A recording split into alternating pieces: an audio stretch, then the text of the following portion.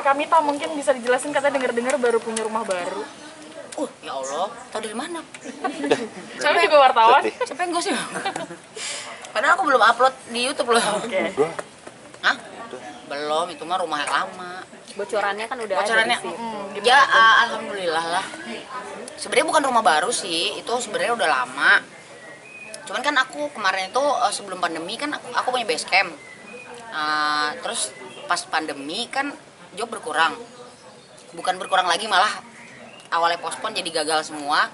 Terus akhirnya aku nggak terusin base campnya. Jadi rumah yang udah aku punya, akhirnya aku pindah base camp. Jadi base camp nggak aku terusin, akhirnya aku pindah ke rumah yang udah lama sih, sebenarnya itu bukan rumah baru. Jadi masih tinggal sama mama juga di daerah Tangerang juga gitu. Jadi bukan rumah baru sebenarnya, udah lama cuma baru ditempatin gitu. Itu termasuk rumah idaman gak sih buat kamu sendiri? Atau sebagai pencapaian selama berkarir atau gimana? Ya sebenarnya alhamdulillah sih, selama sama The Virgin kan ada aja rezeki ya kan. Aku kan pasti alihannya ke investasi. Cuman nggak semuanya. Kemarin juga sempet karena pandemi udah beberapa dijual juga. Sama gitar juga udah ada sebagian yang aku jual juga gitu. Jadi maklum lah ya, karena alhamdulillah selama bekerja aku punya investasi dari dalam bentuk gitar efek atau enggak tanah. Jadi selama pandemi, selama setahun, bayangin aja ya, musisi nggak ada job ya. Jadi udah beberapa ada yang dijual gitu. Berarti menjual gitar istilahnya untuk menghidupi selama nggak ada Iya, job, iya benar. Jadi kan bayangin aja, yang namanya musisi kan biasanya jobnya memang kan kita panggilan ya. Terus begitu corona, selesailah itu semua yang awalnya tadinya cuma dipospon sampai akhirnya di cancel gitu kan. Tadinya IO juga mikir abis lebaran nih, waktu itu pandemi kan Maret, terus lebaran kan kalau nggak salah bulan Mei ya, apa akhir April gitu. Akhirnya yang tadinya dipospon akhirnya di cancel. Jadi mau nggak mau kita cari-cari hal yang bisa dijual-jualin gitu. Berapa gitar kayak yang dijual Kak? Lumayan sih, sebelum pandemi juga kan aku ada beberapa yang nggak dipakai aku jual. Nah pas pandemi kemarin lumayan, ada sekitar 2-3 lah, lumayan lah. Tapi Berapa tuh jualnya Kak? ya lumayan sih alhamdulillah, gitar-gitar ya kayak PRS gitu, kayak lumayan lah ya buat jajan. Tapi selama berkarir masih ada ambisi mau punya apa nggak sih? Biasanya kan selebriti tuh Kayak ada lengkap dengan image yang branded glamor gitu.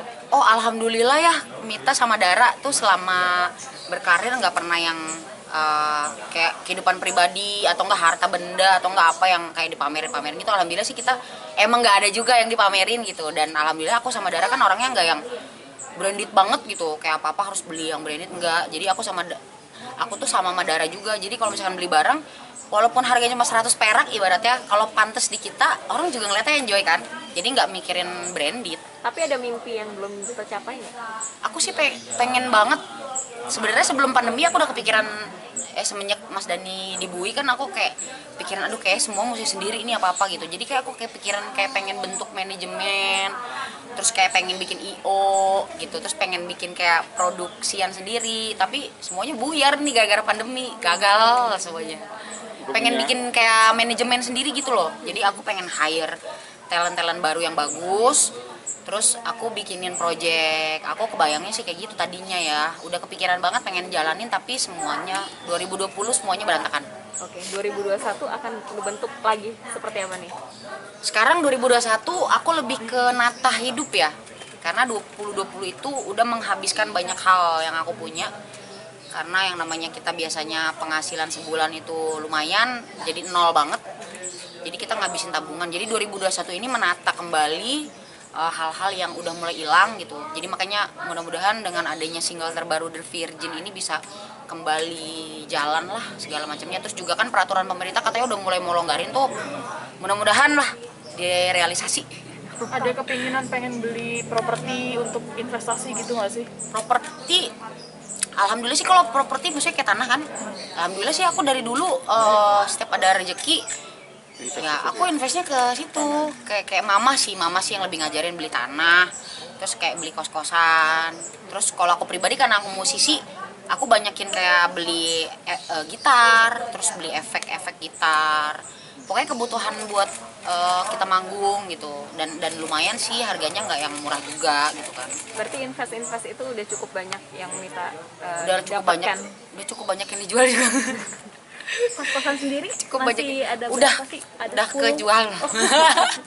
Udah sampai jual kos-kosan juga Udah, Kamita? udah. Gara-gara ini Kos-kosan udah, ya.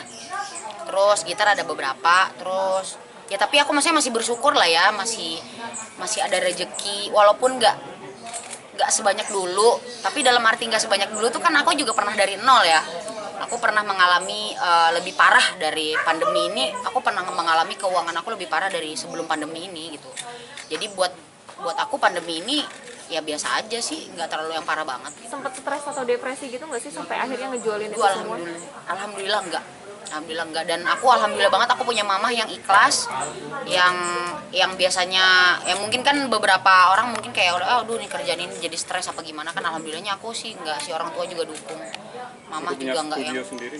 Nah, alhamdulillah aku bikin studio sendiri di rumah yang baru, bukan baru, rumah yang baru aku tempatin itu aku bikin studio. Akhirnya aku bagusin studio itu semata-mata karena kerjaan pandemi ini kan lebih banyak virtual.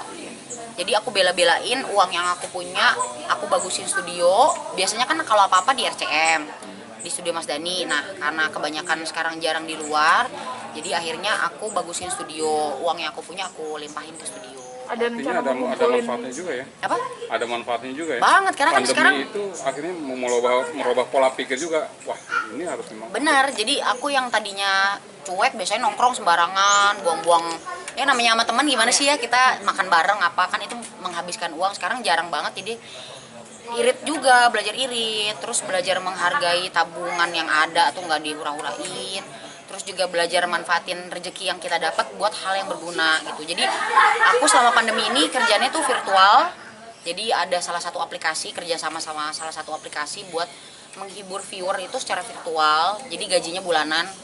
Terus ada juga dari YouTube, jadi aku bikin YouTube channel sendiri sekarang. Gimana akhirnya ngerasain gajian bulanan? Biasanya kan Gajian gaji biasanya kan gajian Per project. per show, event, ya. gitu. Sekarang bulanan Bener. gitu. Biasanya The Virgin aku manggung gajian per event, besok langsung dibayar abis manggung. Sekarang nunggu sebulan baru dibayar, itu rasanya oh gini ya orang kerja kantoran.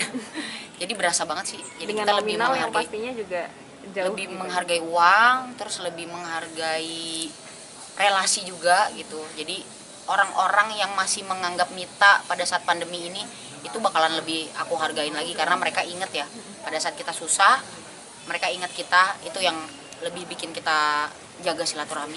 Tapi banyak properti atau koleksi gitar yang Gitar. terjual gitu kan. Lumayan, efek Nah juga. itu ada rencana buat ngumpulin lagi nggak sih gitu kan? Kayaknya sih kalau misalkan Indonesia kembali baik dan dunia musik kembali bagus, ini kan ada angin segar nih dari pemerintah, katanya habis lebaran pengen ngebebasin lagi konser gitu kan.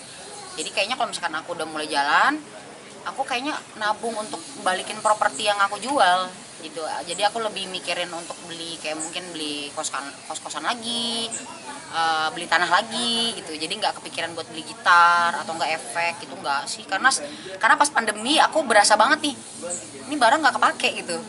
Efek gitar segitu banyak pada saat aku berhenti manggung itu semua nggak kepake. Jadi cuma diliatin doang, jadi pajangan. Jadi mendingan aku gunain buat properti kayak misalkan kos-kosan. Itu kan pada saat pandemi kan kita mungkin ya, kalau misalkan aku masih punya berapa pintu bisa dijual dikosin murah misalkan ya, buat orang yang butuhin gitu. Masih ada pemasukan juga ada. Masih ada pemasukan juga, paling nggak buat beli beras, buat beli ikan asin sama pete. Masih ada yang tersisa nggak sih gitarnya barang satu gitu? Gitar aku sekarang yang harganya lumayan itu cuman sisa, tadinya 7, sekarang sisa cuman 4. Yang sisanya sih lebihnya tuh ada sekitar 4-5 gitar, itu lebih ke endorsement gitar doang, jadi nggak mahal gitu, harganya nggak mahal. Kamita kemarin sempat di Instagram ini julitin orang-orang yang Julit? mandang dirimu kayak gue kan tomboy nggak apa-apa segala macam. Oh. Itu kenapa sih Kamita? Oh itu mah biasa ya, dari The Virgin awal nongol juga dari 2009 kan aku udah dipandang sebelah mata gitu, jadi kayak dianggap ini cewek tomboy, kayak lu tuh pasti gini ya, lu pasti kayak dipandang buruk lah gitu. Jadi aku udah biasa sih sekarang, nggak terlalu pusingin. Cuman kemarin tuh aku bahas lagi karena ada beberapa bocil anak-anak zaman now yang kayak menjelekkan karya The Virgin, padahal mereka sebenarnya nggak tahu asalnya lagu ini, track recordnya The Virgin kayak apa gitu. Jadi lebih ke mengajarkan anak-anak kecil yang sekarang hanya membuat konten tapi menjatuhkan orang lain gitu. Jadi aku lebih nyindir mereka sih. Kemarin tuh bikin konten di Instagram sama YouTube tuh buat itu Terus arahnya. ada permintaan maaf nggak sih dari mereka gitu? Sejauh ini sih aku juga nggak merhatiin aplikasi itu karena aku juga nggak aktif di aplikasi joget-joget itu. Jadi aku sebenarnya bikin YouTube juga kemarin nggak niat buat cari sensasi atau apa, karena kan alhamdulillah selama ini juga nggak pernah mikirin gosip gitu. Jadi lebih kayak mengedukasi aja sih.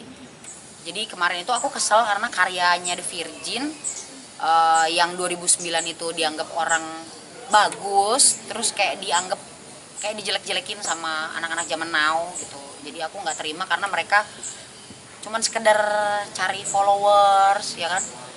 Jadi maksud aku tuh aku mengedukasi anak-anak zaman sekarang. Sekarang kan media kalian buat berkarya itu banyak, nggak cuman di TV.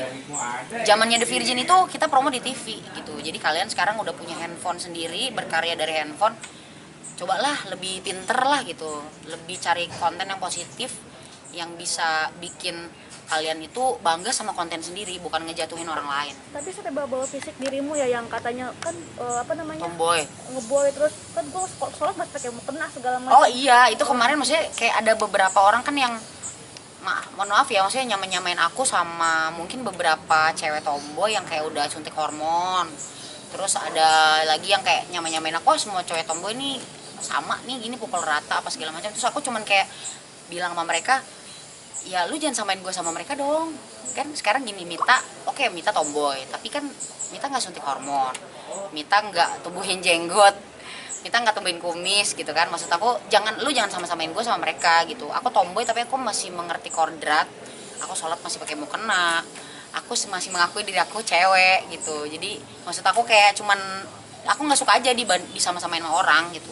Mita, dari pertama penampilan kamu dari awal kamu keluar nih sampai sekarang 12 Tomboy. tahun gitu, itu akan terus kamu pertahankan atau akan pada saatnya ada titik kamu udah berpikir Kita nggak pernah tahu ya, maksudnya nggak pernah tahu jalan hidup kita kayak gimana gitu. Yang namanya aku sih sebenarnya pengen juga tampil feminim. Ini aku juga udah mulai manjangin rambut kayak ini, panjang nih, bisa dikunci loh. Ini satu pencapaian juga ya. Tapi pinggirnya tipis ya, udah emang gaya aku ya. Tapi ini kalau dibuka ini poninya udah segini, udah panjang sebenarnya. Cuman kalau misalkan untuk merubah karena orang, aku nggak mau. Jadi aku pengen berubah karena sendiri. Terus juga kalau ngomongin soal jodoh juga kan itu urusan Allah ya. Jadi aku pengennya ya udah dapet cowok yang bisa nerima aku apa adanya dengan fisik aku yang kayak gini. Biarkan aku berubah ya emang karena aku yang mau berubah sendiri, bukan karena orang. Seperti comblangin nggak? Seperti comblangin. Oh sering kalau itu mah comblang gitu mah sering. Cuman kan namanya hati kalau nggak jodoh mau gimana? Tapi udah sempat sampai titik yang perkenalan, tahap PDKT kayak gitu kan Mita? Cuma temen sih, aku sih semua temen-temen cowok aku anggap deket semua. Jadi ya aku juga nggak tahu juga mana yang naksir sama aku atau enggak, kan aku nggak pernah tahu. Jadi kita kan sebagai cewek cuma nunggu ya. Mungkin kebanyakan cowok di Indonesia pada takut. Padahal aslinya aku juga feminim, cewek juga sama. Cuma fisik aja yang kayak gini. kalau mama sendiri kalau itu apa sih komentar kamu dengan penampilan Kalau saat ini? dulu awal The Virgin muncul kan aku juga sering kayak rambutnya ngepang gitu kan, terus pinggirnya tipis. Dulu mama masih cuek, umur aku kan masih 20-an ya. Sekarang umur aku udah 35 tahun. Jadi kemarin sih pas aku tipisin rambut tuh mama sempat yang, Mita jangan gitu dong rambutnya, jangan kayak gitu dong, kayak gimana mau dapet jodoh gitu. Ya mungkin mama mikirnya lu udah tua, anak gue udah tua, jangan kayak dulu lagi, kayak gitu sih, lebih ke situ. Tapi ngomongnya juga sambil bercanda karena mama tahu Mita orang entertain. Jadi memang gaya aku nyentrik, gaya aku tomboy ya, jadi mau gimana lagi. Akhirnya mama ngalah. Kak Mita, maaf, ada kekhawatiran nggak usia udah 35 segala macam dari dulu sendiri gitu Kak Mita? Pasti kalau khawatir sih pasti, cuman balik lagi jodoh, rezeki, maut itu kan urusan Allah. Jadi aku sih pasrah aja. Kalau emang ada jodohnya pasti suatu saat ada sendiri. Nyoba taruh mungkin? Pasti haruslah, muslim harus ta'aruf. Nggak boleh pacaran ya kan? Oh, berarti memang Harusnya nggak boleh kan pacaran. Nah, harus langsung ta'aruf aja. Jadi kalau misalkan ada yang mau ya hayu. Silakan temuin mama. Kalau udah mapan, silakan langsung ngelamar. Sok, aku mah hayu. Kalau cocok hayu. Apa sih yang bikin kamu merasa lebih nyaman untuk ta'aruf dibanding pacaran? Aku mungkin lebih ke keluarga ya, lebih ke pengalaman mama. Mama kan udah gagal 3 kali nikah. Dan aku juga berangkat dari keluarga yang aku kan dari kecil udah ditinggalin sama bapak. Dari umur 3 bulan kandungan aku nggak tahu siapa bapak aku.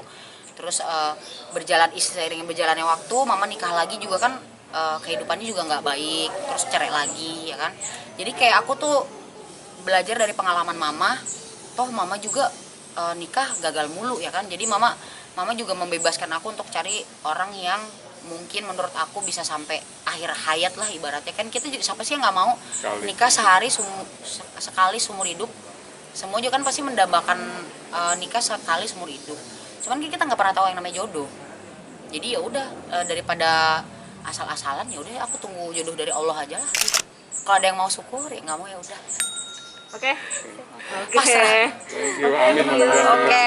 Makasih Kamita. Sama-sama. Kamita dikit dong foto dikit aja. Ini buat Instagram ya?